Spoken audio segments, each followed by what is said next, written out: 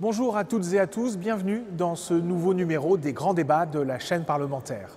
Nous allons nous intéresser à la question des dysfonctionnements et des défaillances dans le milieu du sport et en particulier au sein des fédérations sportives. Nous allons nous plonger dans le travail d'une commission d'enquête parlementaire sur ce sujet.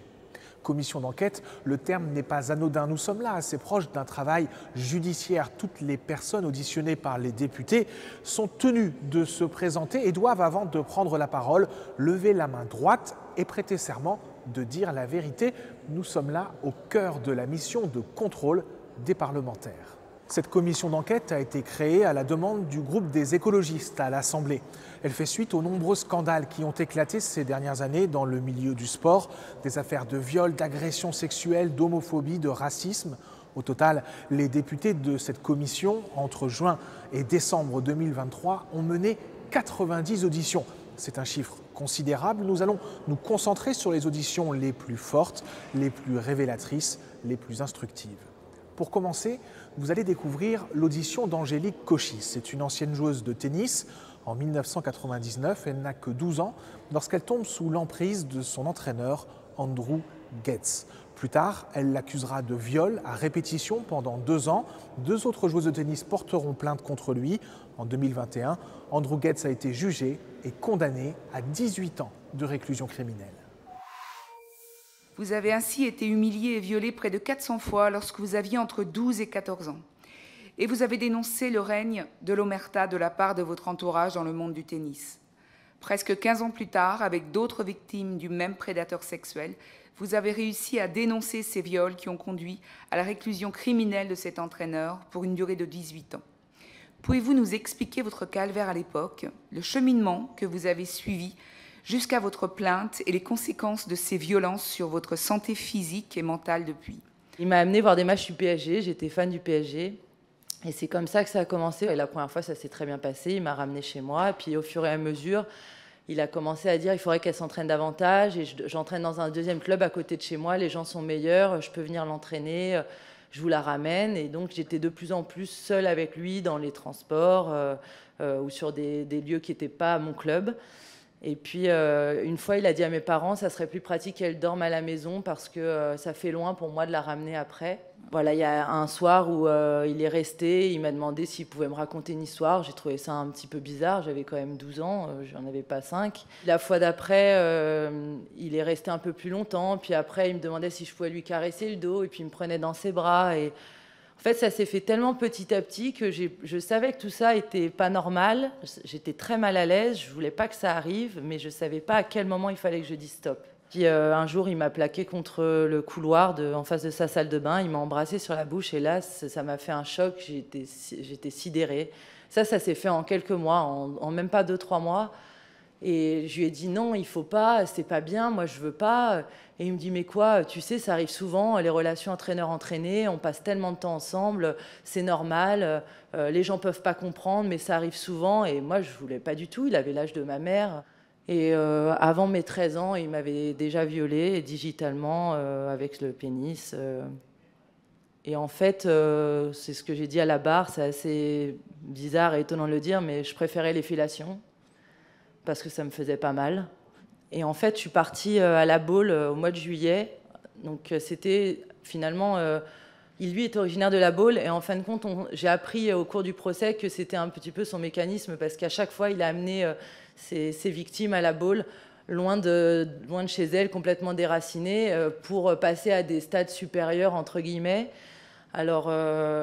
moi, pendant ces 15 jours-là, ça a été les 15 pires jours de ma vie. Il m'a violée 3 fois par jour. Le jour de mes 14 ans, ma mère m'a offert un nouveau téléphone, un 3310 bleu ciel Nokia avec le jeu du serpent. Pour ceux qui sont de ma génération, c'était une passion.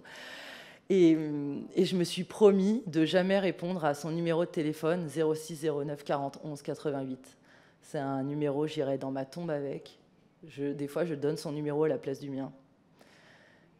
Et j'ai réussi à plus jamais répondre. Et il a essayé pendant 15 jours de m'appeler. Et quand il a vu que je répondais plus, il est passé à autre chose et il a pris une autre victime. Et elle s'appelait Astrid. Et je la connaissais. Et ça s'est fait sous mes yeux. Et le plus dur pour moi à vivre, c'est de me dire que je ne les ai pas sauvés. C'est que j'ai dû faire le choix à 12 ans de sauver ma famille et de ne pas les sauver elles. Et que si j'avais parlé, il n'y aurait pas eu les autres victimes. Et ça, c'est... Et surtout, je remercie quand même tous les jours en me levant la petite fille de 12 ans que j'étais, d'avoir choisi la vie et de m'avoir permis de rencontrer ma femme et d'avoir un fils. Elle a été très forte, la petite de 12 ans que j'étais. Et je suis un petit peu morte à 12 ans, mais c'est un petit peu grâce à elle que je suis là aujourd'hui. C'est assez bouleversant. C'est en tout cas... c'est un témoignage qui certainement aussi nous motive à avancer aussi dans cette commission enquête et qui fera que on le souhaite que ça ne se reproduise plus jamais. Du fond du cœur, moi je vous remercie. Au milieu du tennis, ça se savait qu'il était pas correct avec les filles, les jeunes filles. Je parle pas de moi parce que pour moi ça s'est pas su, mais pour les autres, il y en avait toujours qui disaient oui, il est avec, il sort avec, mais enfin, quand on a 38 ans, on sort pas avec une jeune de 15 ans, encore moins quand on l'entraîne. Enfin, c'est là, il y avait une méconnaissance de la loi quand on a autorité sur quelqu'un, sur un mineur. Enfin, ça paraît fou parce qu'on a laissé faire des choses dans le milieu du sport qu'on transposerait dans un autre milieu, on dirait ça ne peut pas arriver.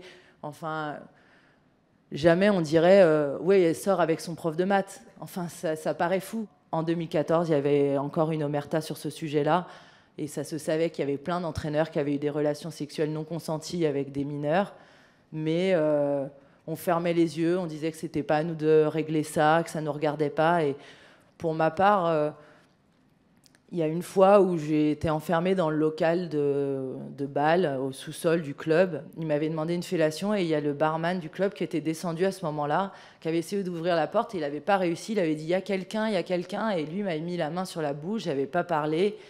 Et il était remonté et 15 minutes après, mon entraîneur, Andrew Guedes, était remonté. Et moi, encore 5 minutes après, avec les yeux rouges, et il ne m'a pas posé la question. Il ne m'a pas dit qu'est-ce qui s'est passé, où tu étais. On était 3 dans le club, lui, l'entraîneur et moi. Moi, ça me paraît totalement fou de me dire aujourd'hui que ça puisse se passer et qu'un adulte ne prenne pas la responsabilité d'alerter le président du club, la ligue et même le procureur. Enfin, je pense qu'il y avait quand même, je ne sais pas si c'était une méconnaissance de la non-assistance, mais on préférait fermer les yeux. Moi, j'ai une question vraiment sur la Fédération française de tennis qui s'est constituée partie civile au moment du procès donc, contre votre ancien entraîneur.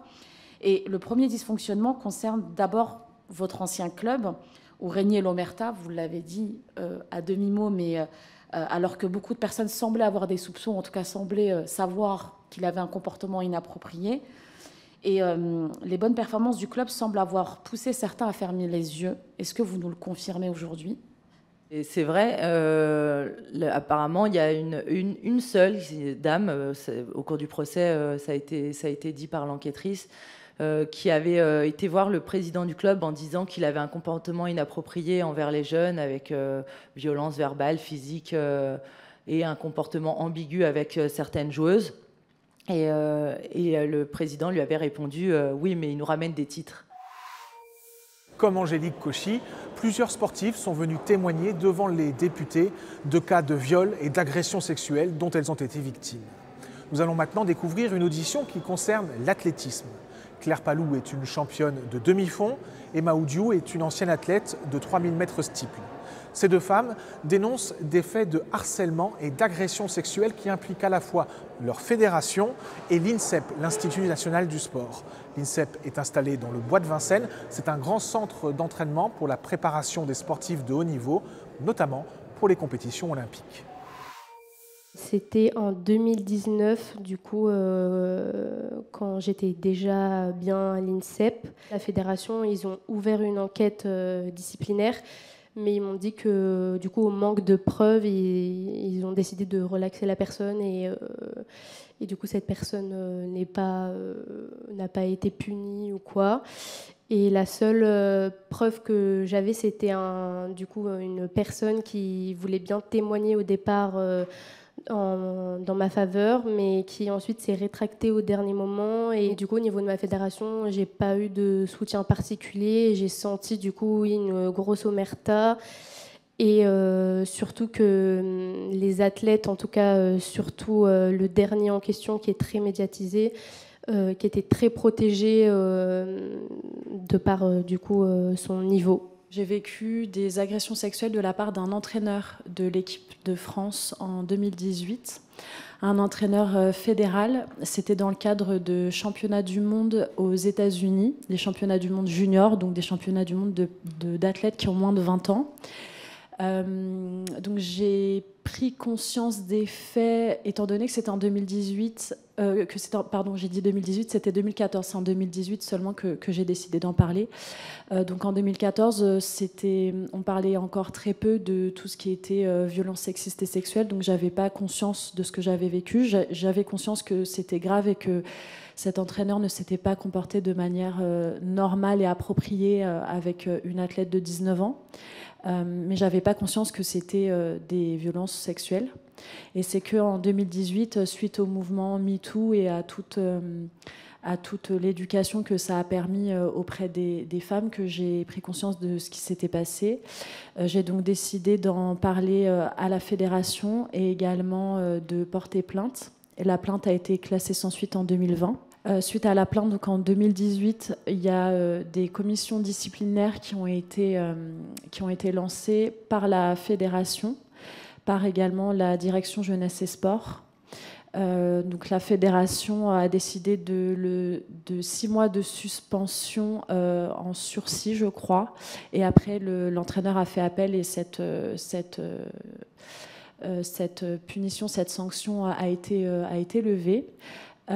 Et ensuite, donc, également à l'INSEP, là où je me suis entraînée donc, de 2018 à 2020, j'ai subi du harcèlement sexuel de la part d'un sportif de l'INSEP. Pareil, j'en ai pris conscience en parlant à d'autres sportives qui vivaient le même comportement de ce sportif-là. Et donc, contrairement à Claire, moi, j'ai décidé d'arrêter ma carrière de sportive de haut niveau parce que les violences, elles étaient trop présentes. Les violences sexuelles, elles peuvent aussi intervenir de manière aussi facilitée parce qu'il y a tout un contexte autour qui permet aux agresseurs de se sentir tout puissants et qui pousse les victimes vers la sortie, qui pousse les victimes à se sentir exclues. Je n'ai jamais eu de prévention du coup sur les agressions sexuelles ou de l'apprentissage sur ce qu'est le consentement, etc. Et je n'avais jamais pris conscience des problématiques que j'avais subies jusqu'à que du coup je tombe en dépression l'année dernière et que je sois hospitalisée pendant 2 mois. J'ai été du coup très mal prise en charge dans le cadre du coup du suivi que j'avais et aussi de l'INSEP. Tout ce qui était le plus important, c'était le sport, la performance. C'était voilà, il faut vite te remettre d'aplomb pour que tu puisses courir les compétitions qui arrivent. Alors que en fait, moi, j'étais déjà à bout et j'avais essayé de livrer ma parole avec la psychologue que j'avais à l'époque où je lui ai dit, bah voilà, j'ai des choses dont j'aimerais parler. Je savais que j'avais vécu des choses pas normales avec des hommes et je lui avais dit. Et elle a refusé de parler de ça et de m'écouter. Elle m'a dit, bah, aujourd'hui, ce n'est pas le lieu de la séance, on parlera de ça plus tard, etc. Et quand on regarde les décisions qui sont prises, par rapport à l'athlète dont j'ai parlé tout à l'heure de l'INSEP, il a été dans un premier temps écarté de l'INSEP, maintenant il est plus ou moins réintégré à l'entraînement. Quand on parle, je pense que je peux prononcer son nom, d'un Wilfried Apio, pareil, il y a 2 affaires qui le concernent, il est toujours à l'INSEP, il continue de s'entraîner à l'INSEP, alors que l'athlète qui a porté plainte contre lui, plainte bien évidemment qui a été classée sans suite, elle a dû bouger de l'INSEP, elle n'est plus à l'INSEP, elle ne s'entraîne plus à l'INSEP, quid de sa carrière. Et en fait, c'est une histoire qui se répète encore et encore et encore. Elle a été l'une des premières grandes championnes françaises à sortir du silence sur la question des violences sexuelles et sexistes. Sarah Abitbol a été une grande championne de patinage artistique. En 2020, elle a sorti un livre intitulé « Un si long silence ». Cet ouvrage a provoqué une déflagration dans le milieu du sport. Elle y dénonce des viols à répétition de son ancien entraîneur Gilles Beyer entre 1990 et 1992. Elle avait alors entre 15 et 17 ans. Dans ce livre, Sarah Abitbol dénonce l'inaction de son club, de la Fédération française des sports de glace et du ministère des Sports. Aujourd'hui, Sarah Abitbol est à la tête d'une association, La Voix de Sarah, qui vient en aide aux jeunes sportifs et aux jeunes sportives qui souhaitent sortir du silence sur ces questions. Ce qui m'a beaucoup marqué, c'est le fait que vous racontiez finalement que beaucoup de personnes étaient au courant de ce qu'il se passait, qu'il était identifié finalement comme un prédateur. J'en avais parlé notamment au président de mon club, section artistique. J'étais allée chez lui avec mon oncle, parce que je ne voulais pas évidemment y aller toute seule, parce que c'est déjà horrible de parler de toutes ces choses-là. Mais malheureusement, je n'avais pas été entendue, c'est-à-dire que ce que j'avais dit, c'était comme si je parlais d'un simple mal de jambes ou de cuisses ou de genoux. Il m'avait simplement répondu, écoute, va déposer plainte et puis en gros, on en reparlera. Donc, j'avais été très gentiment remerciée. Alors que je lui ai dit que cet entraîneur était dangereux, ce qui m'est arrivé à l'âge de 15 ans, et qu'il fallait essayer de l'éloigner de ce club. Donc ça, je n'avais pas été effectivement entendue.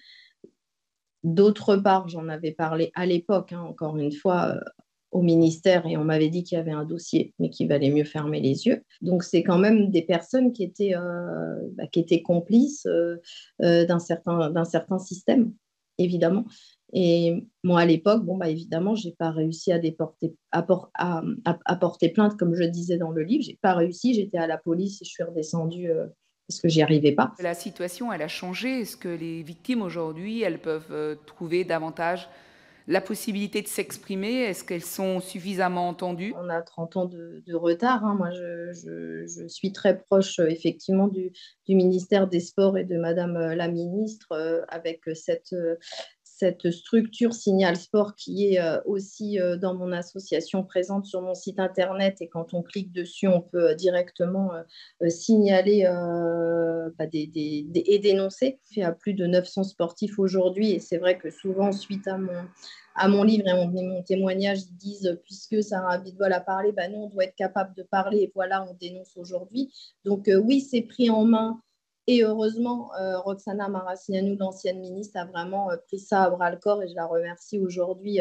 Et Madame la ministre aujourd'hui, Madame Amélie Oudéa Castéra, aussi est derrière tout ça, avec cette cellule de crise très, très présente contre les violences sexuelles dans le sport. Oui, bien sûr qu'on avance, et je pense que maintenant les victimes ont moins peur de parler.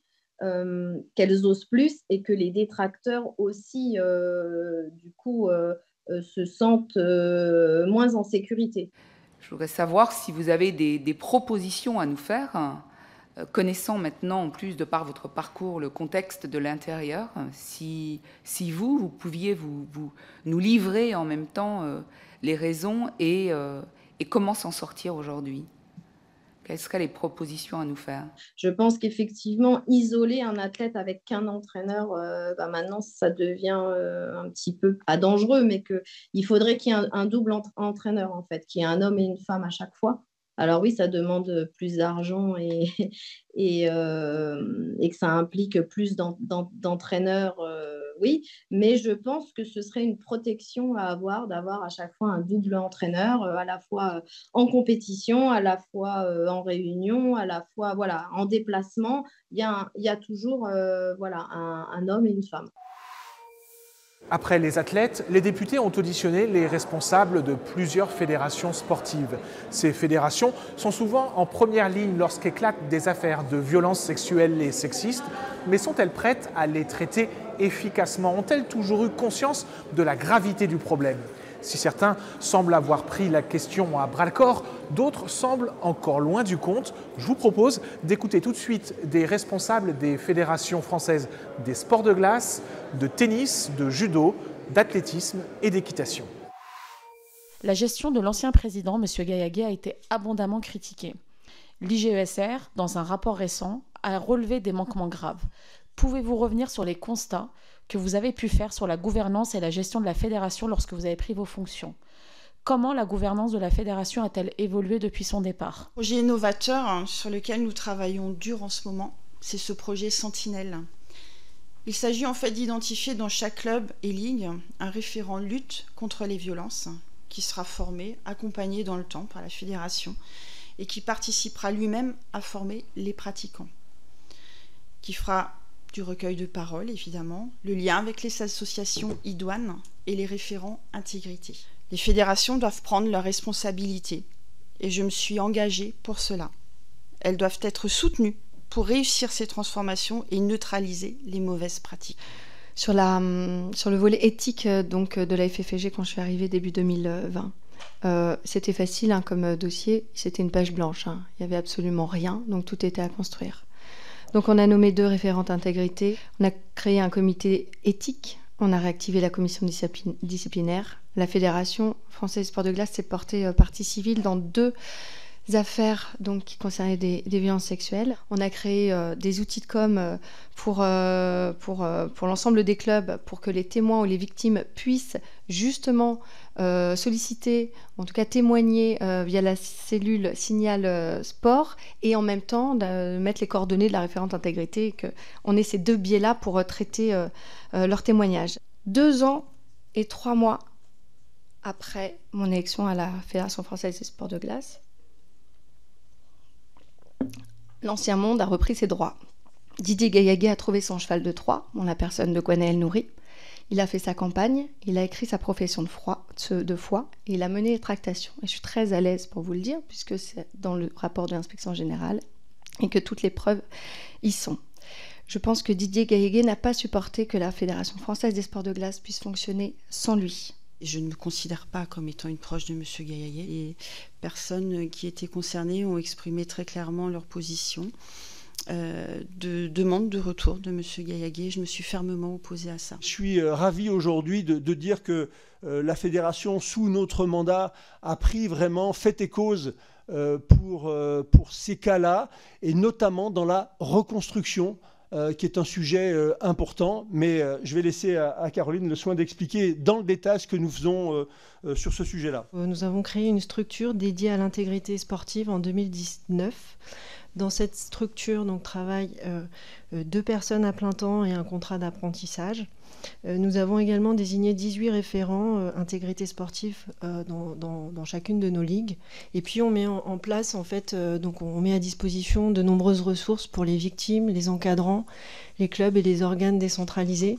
On a par exemple une page d'information dédiée à la protection des mineurs sur le site de la Fédération.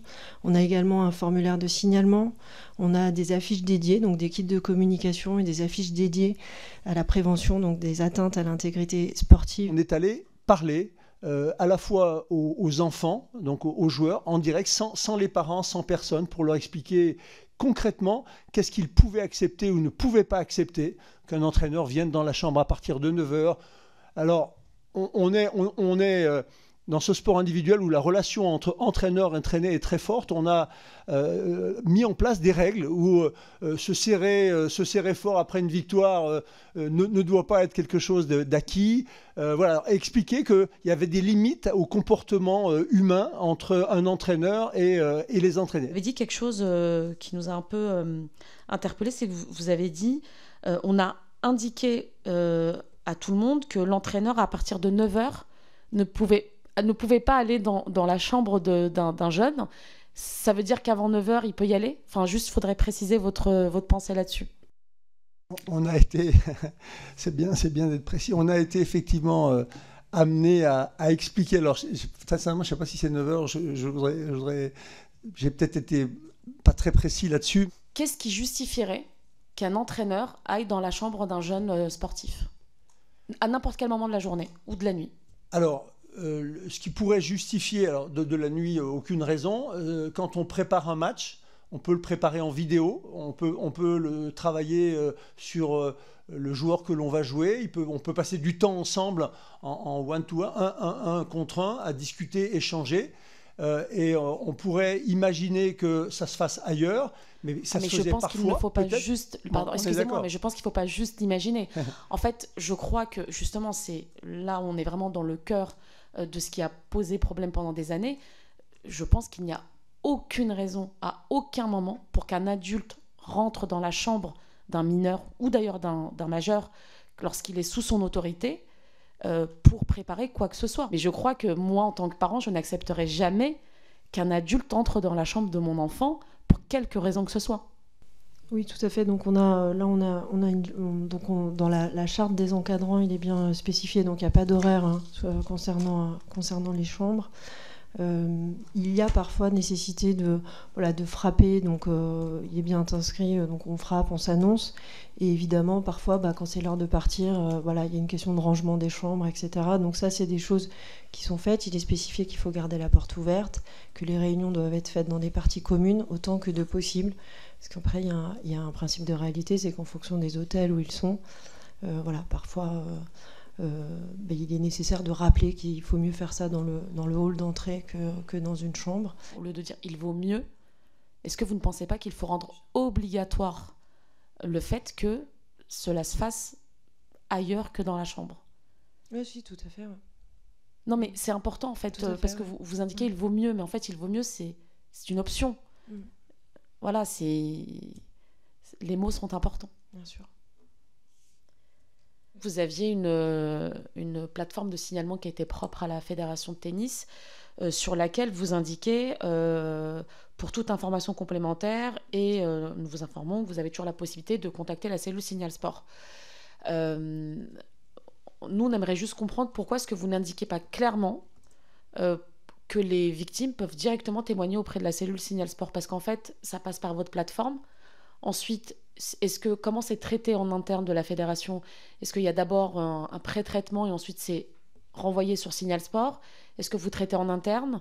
Comment ça se passe? Puisque on sait qu'il y a eu quelques confusions parfois sur l'utilisation de cette cellule Signal Sport. Donc comment est-ce que ça fonctionne à la fédération de tennis? Il y a plusieurs manières de faire un signalement, et nous, on a cette politique qui est de dire il faut que ce soit simple, il faut que ce soit accessible, et certains vont aller sur notre formulaire de signalement, et d'autres sur la plateforme Signal Sport. Mais est-ce que vous ne pensez pas que ça prête à confusion de mettre pour toute information complémentaire et de ne pas en fait spécifiquement indiquer que la victime peut directement saisir la cellule Signal Sport? Alors, je vais vous faire part de témoignages, parce que ce n'est pas aussi cartésien que vous le présentez. Moi, j'ai des joueuses qui sont venues me voir directement, moi. Ni Signal Sport, ni notre cellule. Donc, ça veut dire qu'il y a des cas particuliers. On peut pas... D'abord, on ne sait pas où sont les cas, de quelle manière les personnes réagissent. Moi, lorsque j'ai reçu ces personnes, je les ai reçues en disant, voilà, quand tu veux, si tu veux, on a à l'intérieur de la fédération une personne, Ophélie Soudre. Tu peux aller la voir. Tu peux aussi aller voir Signal Sport directement. À la base, je crois Signal Sport a été justement mis en place pour éviter que les fédérations ne fassent un filtre sur les signalements et les témoignages. Et d'ailleurs, ça s'est ressenti ici quand on a reçu des victimes. Elles indiquaient systématiquement qu'elles n'avaient pas confiance parce que c'était en huis clos, parce que tout le monde se connaît, parce que finalement, sur certaines affaires, tout le monde était au courant, mais personne n'a jamais rien dit. Et donc, c'était aussi pour sortir des fédérations et des clubs qu'on a créé un outil rattaché au ministère des Sports pour que les victimes puissent directement s'en saisir. On n'est pas en compétition du tout avec Signal Sport, on travaille avec eux, ça se passe très très bien aujourd'hui, cette cellule est très utile aussi. A été évoqué justement dans le cadre de cette commission l'idée d'avoir un binôme d'entraîneurs. Est-ce que c'est quelque chose qui a traversé les débats au sein de la fédération, par exemple? 200 joueurs vivent du tennis au monde. Ça veut dire qu'aujourd'hui, un joueur de tennis qui est 400e à l'ATP, qui est déjà 400e mondial, aujourd'hui, il perd de l'argent. Il perd 20 à 30 000 euros par an. Il paye son entraîneur, il paye ses déplacements.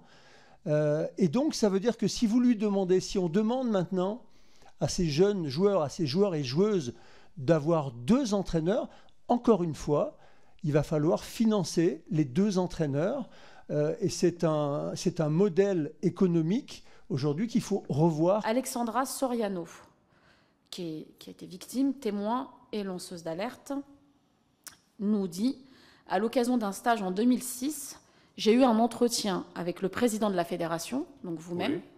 qui m'a reçu dans sa chambre. Moi? Lorsque j'ai voulu parler des humiliations publiques, des violences physiques, du harcèlement, du bizutage, il a rapidement coupé court. Selon lui, j'étais trop jeune pour comprendre que certains actes étaient accomplis pour forger un mental. Alors là, j'ai reçu dans ma chambre. Pourquoi dans ma chambre? Alors nous, on n'en sait rien. C'est pour ça que je vous pose la question, parce que cette personne est venue témoigner sous serment dans le cadre de cette commission. Soriano, elle est d'où cette fille? Alors là, ça me... Soriano.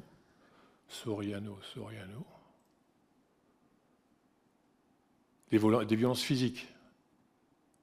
Elle a été victime et témoin, et elle a parlé de violences physiques, harcèlement, bizutage.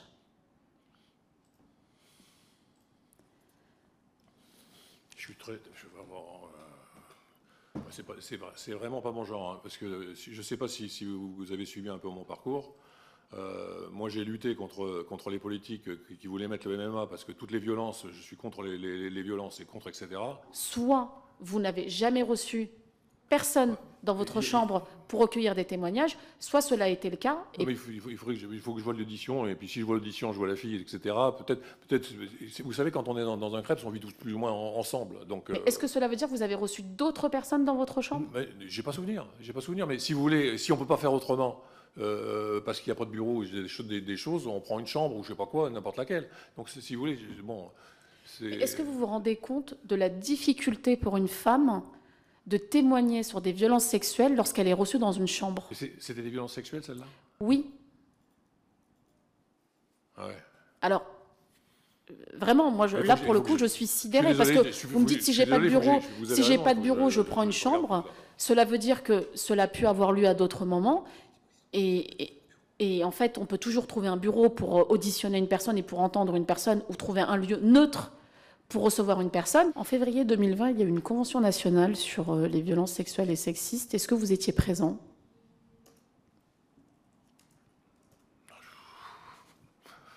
Bonne question. Je suis pas certain. Moi, je peux vous confirmer que vous étiez présent à cette convention nationale. Ah bon, peut-être alors. Je voudrais demander pardon au nom de la Fédération à toutes les personnes qui, par le passé, ont été victimes de violences dans nos clubs et dans nos structures. Le mal qui leur a été fait alors que nous aurions dû les protéger restera une ombre qu'aucune médaille ne saura effacer. Ça ne sera pas parfait, on fait de notre mieux, mais au moins aujourd'hui tout le monde est écouté et surtout dans les structures fédérales. Les structures fédérales, c'est facile de contrôler l'omerta. On arrive à... Là-dessus, comme tout le monde est formé, tous les pôles espoirs ont été formés depuis notre gouvernance. Mais par contre, ce qui est plus difficile à changer, c'est l'omerta de certains clubs. Quand il se passe quelque chose dans un petit club, c'est très difficile d'avoir une action ou d'avoir des signes. Je souhaite donc rétablir devant vous certaines vérités, car l'honneur et la réputation de la FFA ont été entachés dernièrement par certaines personnes auditionnées. Si certaines entretiennent une rancœur envers la FFA, cela ne les autorise pourtant pas à tenir des propos fantaisistes, voire complotistes.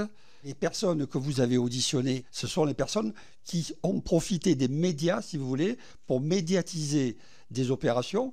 C'était leur droit, attention. Mais c'est pour ça que j'ai mis cet aspect-là. Voilà. Attendez, oui, mais enfin, vous dites quand même des propos fantaisistes et complotistes. Oui, je vais y venir. Moi, je suis très gênée par ce que vous venez de dire. Parce qu'en fait, vous êtes en train de nous expliquer qu'il y a des victimes, en tout cas des personnes qui ont fait des signalements, qui ont utilisé les médias pour communiquer sur leurs affaires. Eh bien, je suis désolée, en fait, là, moi, je suis extrêmement gênée par ces propos. Mais je rappelle quand même que ce qui a permis la libération de la parole, c'est aussi le livre de Sarah Abitbol qui a été largement médiatisé et qui a permis la libération de la parole. Donc, en fait, on ne peut pas d'un côté demander aux victimes de parler et de l'autre dire qu'elles utilisent les médias quand elles s'expriment. Enfin, voilà, moi, je suis vraiment très gênée par cette manière d'exprimer les choses. Il y a le propos fantaisiste qui tient à dire que et je dis bien fantaisiste et j'insiste, qui consiste à dire que la fédération ne fait rien dans le cas de l'affaire qu'a subi Emma Oudiou. Voilà. Je le dis très sincèrement et très ouvertement. Nous avons réagi tout de suite. J'étais aux affaires, je venais d'arriver, lorsque Emma Oudiou a libéré sa parole pour des faits qui remontaient à plusieurs années. Hein. Nous avons saisi tout de suite la commission de discipline. Si je peux me permettre, je vais vous lire le mail qu'elle a reçu de votre part, le 19 juillet. Comme expliqué lors de mon premier courriel, la procédure disciplinaire est une procédure écrite. Néanmoins, dans le cadre de l'instruction, il est possible d'entendre toute personne, en l'espèce, l'auteur, ou en tout cas l'auteur présumé, a préféré être entendu plutôt que de fournir un écrit. Il a donc été auditionné le 23 juin dernier. Cette audition a lieu par visioconférence demain à 9h30. Vous pouvez également être entendu par des membres de la commission. Néanmoins, cela devra se faire en présence de l'auteur présumé demain à 9h30 également, au siège de la FFA ou par visioconférence. Vous ne pourrez pas être accompagné de votre avocat ou d'un conseil.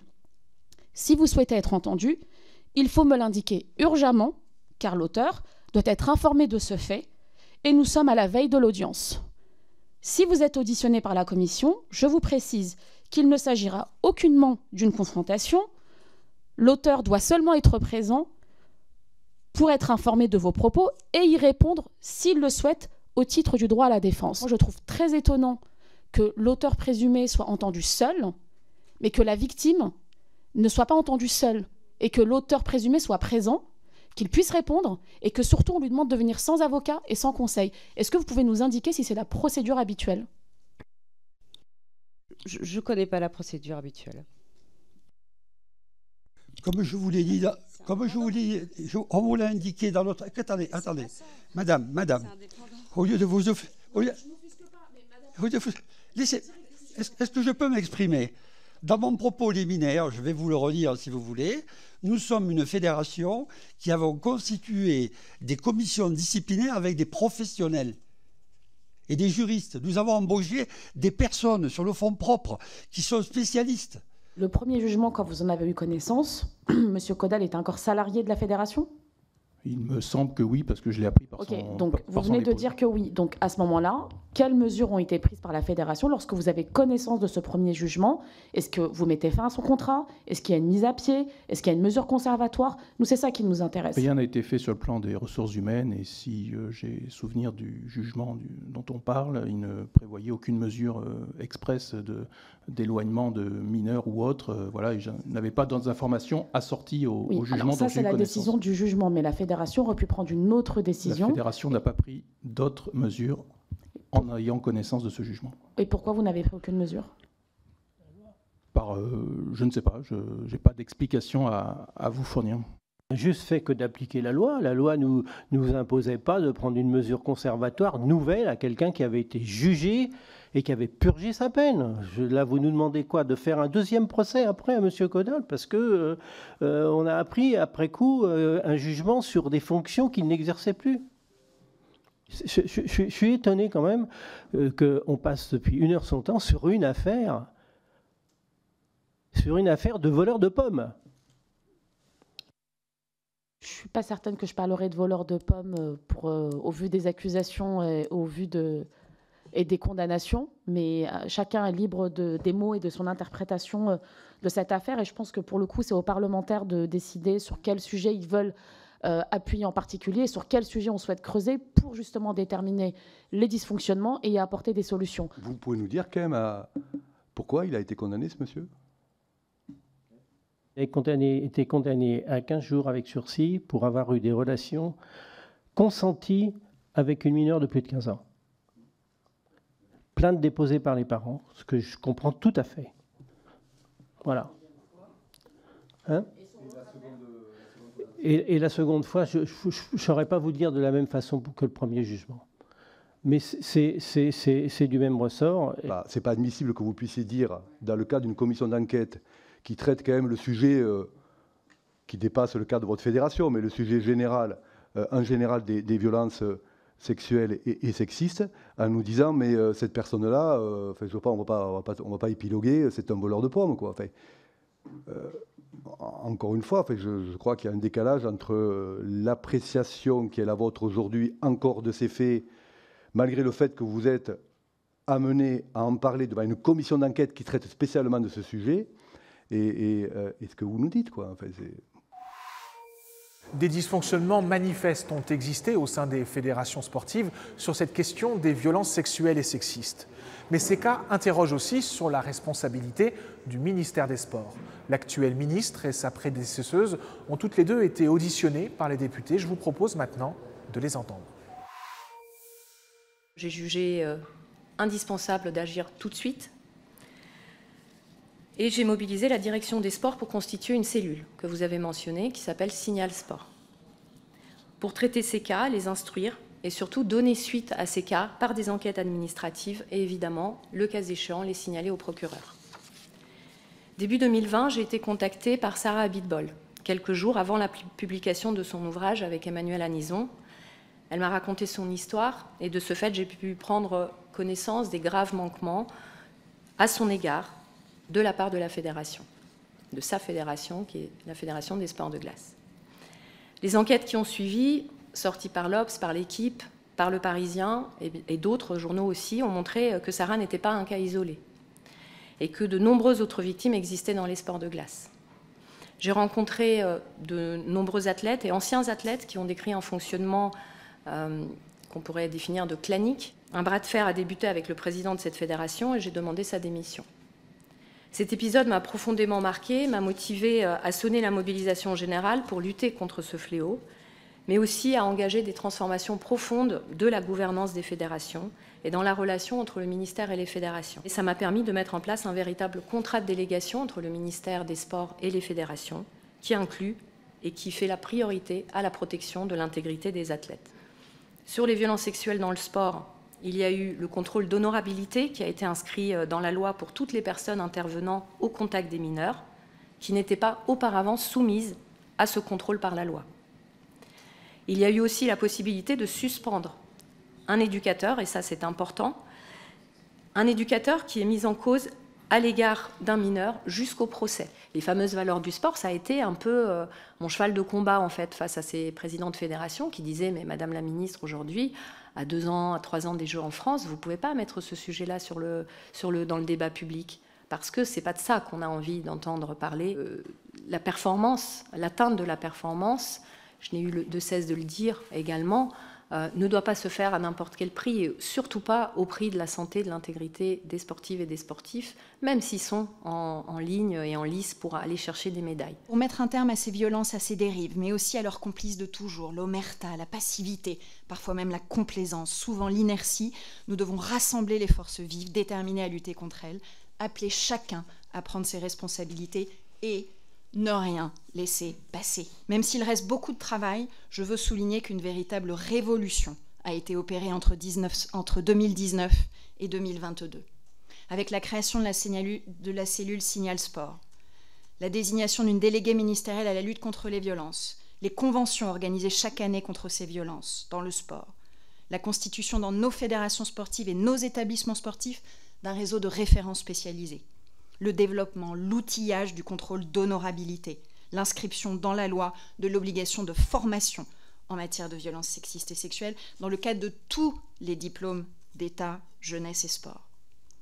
Et dès mon arrivée, j'ai fait mien ce combat avec une ligne claire, tolérance zéro, en sollicitant et en obtenant des moyens humains inédits, avec 20 effectifs supplémentaires en 2023 et à nouveau 36 dans le PLF 2024 pour que les enquêtes aillent plus vite, tout en renforçant le contrôle des établissements sportifs. Connaître le canal de Signal Sport, c'est l'un des enseignements que nous tirons collectivement des travaux de votre commission. Mieux faire connaître Signal Sport partout et tout le temps. Nous devons continuer de sécuriser une meilleure articulation entre les procédures et faire en sorte d'engager nos fédérations à aller au bout de leurs responsabilités en matière disciplinaire. Nous avons auditionné de très nombreux présidents, DTN, directeurs généraux de fédérations. La très grande majorité d'entre eux, je ne dis pas tous, mais la très grande majorité a fait preuve au mieux d'une totale méconnaissance des dispositifs mis en place au sein de leur fédération pour lutter contre les VSS, que ce soit l'homophobie, les discriminations, au pire d'inexactitudes, voire de parjures, parfois, devant cette commission d'enquête. Comment est-ce que vous l'expliquez? Je pense que certains ont montré qu'ils étaient au fait de ces procédures, encore ce matin. Je crois qu'il ne faut pas caricaturer. Il y a eu en effet certaines auditions décevantes, pour ne pas dire catastrophiques, qui montrent qu'on a besoin d'élever absolument le niveau d'implication au plus haut niveau de ces fédérations sur ces sujets de violence à caractère sexiste et sexuel. Et je veux simplement ajouter peut-être que la seule chose qui est potentiellement rassurante par rapport à cela, c'est de se dire qu'en dessous, les équipes dont c'est le métier à temps plein, elles sont bien au fait de tout cela. Et je rappelle que nous avons mis en place dans toutes les fédérations et dans tous les établissements publics du ministère des référents spécialisés sur ces questions. Et je rappelle que la loi du 2 mars 2022 a eu aussi pour effet non seulement d'affirmer donc l'indépendance des comités d'éthique, mais également de prévoir la formation au sujet de la lutte contre les VSS de l'ensemble des éducateurs. Au-delà de la question des violences sexuelles et sexistes, les députés de cette commission d'enquête parlementaire ont aussi mené des auditions sur les discriminations sexistes, racistes et homophobes dans le milieu sportif. Il y a eu plusieurs auditions, mais nous en avons sélectionné 2, sans doute les plus marquantes. D'abord, celle de Rouge Direct, une association qui lutte contre l'homophobie dans le football. Ensuite, celle de Lilian Thuram, l'ancien champion du monde de football, est très impliqué sur les questions de racisme dans son sport. Dans un communiqué de presse du 31 octobre 2023, Rouge Direct annonce être contraint de suspendre ses activités. Je cite, face à un déclenchement de haine homophobe sur le conseil de ses avocats et par mesure élémentaire de sécurité. C'est un travail épuisant où on prend des coups, beaucoup, sur les réseaux sociaux par exemple. Nous en sommes à plusieurs centaines d'injures violemment homophobes et aussi des menaces de mort. On me propose de me mettre une balle, je cite, une balle dans la gueule, pas un ballon, une balle dans la gueule. Ce que c'est qu'un chant homophobe finalement, parce que je vais vous en faire écouter, vous allez voir.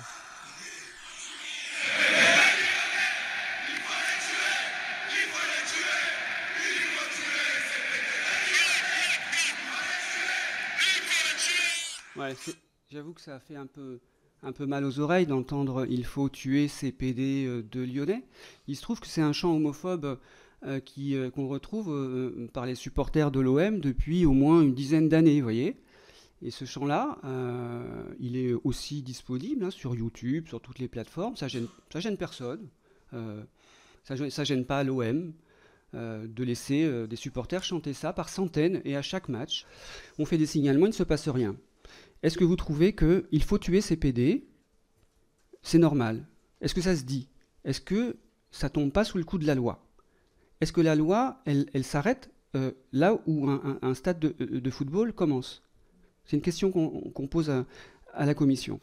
Remplacer « il faut tuer ces PD de Parisiens » par « il faut tuer ces youpins de Parisiens ». Et vous êtes dans l'Allemagne du Troisième Reich. Je dirais que la première fois que j'ai subi le racisme en tant qu'enfant qui regardait un match de foot, ça remonte à loin en fait. C'est-à-dire que c'était des insultes envers Joseph-Antoine Bell, un gardien qui a joué à Bordeaux, à Marseille. Je me souviens quand j'étais enfant. Et ce qui est très intéressant, c'est que nous sommes en 2023. En fait, ça existe encore. C'est-à-dire qu'il y a des joueurs, encore aujourd'hui, qui se font insulter par des supporters dans des stades de foot. Moi-même, quand j'étais en Italie, ça s'est passé. Parce qu'il y a un problème de racisme dans les stades notamment, c'est très amusant parce que les présidents, les dirigeants, ils disent « ouais, non, mais c'est pas des vrais supporters ». Ou même les journalistes, souvent, ils disent « ouais, non, mais c'est pas des vrais supporters ». C'est-à-dire que tout d'un coup, ils ont des comportements racistes et ça devient pas des supporters. En fait, on ne sait pas qui ils sont. Et je pense qu'il y a une vraie une certaine hypocrisie, à ne pas vouloir voir la réalité du problème. Et moi, personnellement, je prends ça comme un mépris très profond. Un mépris très profond. Justement, on avait un président de la fédération, je vais parler de M. Noël Le Graët, qui déclarait dans la presse « Quand un black marque un but, tout le stade est debout. Le phénomène raciste dans le sport et dans le football en particulier n'existe pas ou peu. » Ben écoutez, c'est une évidence. Si tout en haut de l'échelle, le président qui doit mettre en place des choses pour lutter contre le racisme, lui-même nie le racisme, ben, c'est très compliqué. Tous ces joueurs-là qui sont adulés,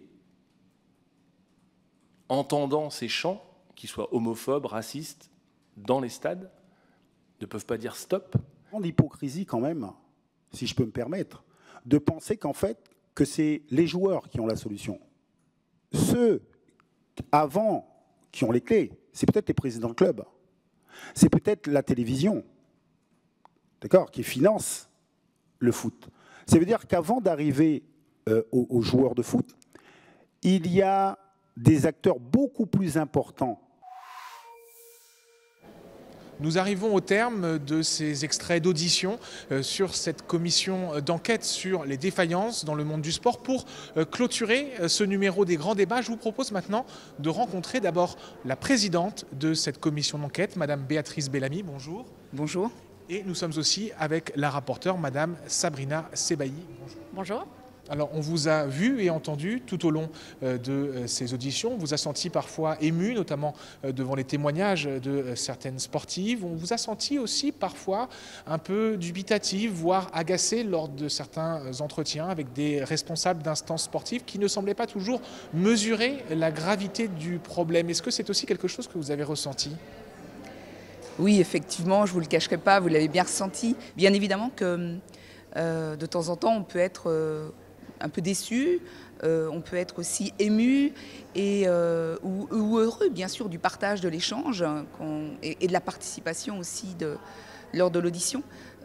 Donc, tout cas de figure et toutes les émotions, bien sûr, partagées lors de ces 6 mois de travail. Il y a des auditions qui nous ont beaucoup marqué. Je pense aux auditions de certaines victimes comme Angélique Cauchy, Emma Oudiou, Sarah Abitbol, qu'on a eu l'occasion d'entendre en fait dans le cadre de cette commission d'enquête, qui nous ont beaucoup émus et choqués aussi de se rendre compte de l'ampleur finalement de la tâche à laquelle on s'était attaqué sans en avoir forcément conscience au départ. Et puis parfois, moi je vous l'ai dit, des auditions totalement lunaires de certains dirigeants du mouvement sportif qui sont arrivés en n'étant pas du tout préparés à ces auditions. Et ce que je trouve absolument regrettable et qui en fait démontre aussi peut-être le fait qu'ils ne souhaitaient pas rendre des comptes à cette commission d'enquête ou qu'ils estimaient tout simplement qu'ils n'avaient pas à rendre de compte. Est-ce que vous avez été, l'une comme l'autre, étonnée par l'ampleur des difficultés sur ce sujet qui pouvaient exister au sein du monde sportif ? J'avoue avoir sombré parfois suite aux témoignages vibrants, comme ça a été dit précédemment par Madame la rapporteure. Et sombrer, c'est sombrer dans les abîmes parfois de sujets à vivre quelques mois particulièrement difficiles, même personnellement. Je vous assure que j'ai eu des moments, des nuits, des moments dans mon quotidien pendant ces 6 mois où j'ai vécu ça aussi avec douleur et avec souffrance. Et j'ai eu besoin aussi de le communiquer auprès de mon équipe qui était là aussi pour m'accompagner et pour me supporter aussi dans ces questions, dans ces interrogations. C'est difficile de vivre 6 mois. En plus, bien sûr, du travail du parlementaire qui est déjà bien occupé, bien chargé. Donc oui, on peut dire que je ne m'attendais pas à de telles révélations.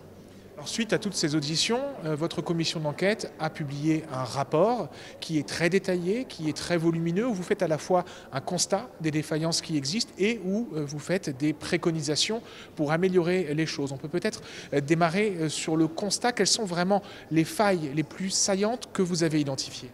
Des témoignages qui sont bouleversants, quand on sait qu'il nous manque un peu de contrôle, de transparence au sein des fédérations, on le disait, de contrôle d'honorabilité, de contrôle dans les comptes, de contrôle dans l'accompagnement des sportifs, de contrôle aussi à la réception et à la perception aussi des témoignages des sportifs quand ils expriment une souffrance?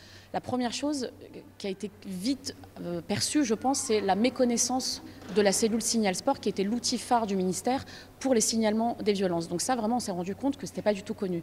La deuxième défaillance, peut-être au niveau du ministère, c'est le contrôle d'honorabilité. Vous avez un bénévole sur 2 au contact des enfants qui n'a pas de contrôle de ses antécédents judiciaires. C'est un problème aujourd'hui, parce qu'on ne peut pas tout contrôler. On l'a vu pendant la commission, on a eu des auteurs qui ont été condamnés par la justice et qui ont pu retourner, réavoir une licence et retourner entraîner des enfants mineurs dans le cadre d'un club sportif. Ça, ce n'est plus possible. Alors, il y a également des préconisations dans votre rapport. Vous faites une 60aine de propositions. Nous n'allons pas ici toutes les dévoiler, mais quelles sont les principales, quelles sont les mesures à prendre d'urgence aujourd'hui? Alors, d'abord, faire connaître absolument la cellule Signal Sport, le temps pour nous, parce que l'une des recommandations principales de ce rapport est la création d'une autorité administrative indépendante qui permettra justement de traiter tous ces signalements de violence, que ce soit d'ailleurs les discriminations ou la question financière. Donc ça, pour nous, c'est vraiment la préconisation que nous faisons. Par exemple, sur le volet racisme, notamment dans les stades, comme on a pu le constater encore très récemment, on propose la mise en place d'une billetterie nominative, justement pour que les personnes qui soient identifiées comme étant auteurs de propos racistes ou discriminants puissent être interdits de stade. Donc ça, c'est une mesure qu'on pense applicable immédiatement et assez facile en réalité. Je voulais compléter également en disant que cette commission d'enquête, je l'ai voulu en tant que présidente transpartisane. J'ai souhaité que tous les groupes politiques présents au sein de l'hémicycle puissent s'exprimer au cours de cette commission d'enquête. Donc les propositions qui émanent de cette commission d'enquête et de ce rapport, elles sont transpartisanes. C'est intéressant aussi qu'on puisse se dire que le sport n'a pas de couleur politique, que tout le monde, chacun, en tout cas, chaque député présent au sein de cette commission d'enquête a réalisé un travail en toute sincérité. Et mis à part, je citerai quand même le groupe politique du Rassemblement national qui nous a quittés le 29 septembre, ne souhaitant plus y siéger, pour leurs raisons qui leur sont propres. La raison principale, je crois, c'est que notamment il n'était pas question de l'islamisme dans le sport au cours de vos travaux. Je crois que c'est ça qui a été reproché. Ils ont la possibilité eux-mêmes, grâce à un tirage qui leur est proposé en tant que groupe d'opposition, de créer une commission d'enquête, quand ils le souhaitent, sur ce sujet et de le travailler. Je voudrais rappeler que la commission d'enquête et le sujet, le thème bien délimité, a été choisi par ma collègue rapporteure et qu'elle n'avait pas intégré ce thème, ce sujet, cette problématique, bien évidemment, dans le sujet de cette commission d'enquête. Voilà, c'est un choix, on ne peut pas, c'était déjà suffisamment long. Je pense que c'est une des plus grosses commissions d'enquête au sein de l'Assemblée nationale, en audition, en temps d'écoute, en travail de réécoute derrière aussi des auditions. Donc ça a été colossal, en tout cas pour les services de l'administration. Merci à toutes les deux d'être venues répondre à nos questions. C'est la fin de ce numéro des grands débats. Vous pouvez retrouver sur notre site internet lcp.fr toute notre collection des grands débats. À très bientôt sur LCP.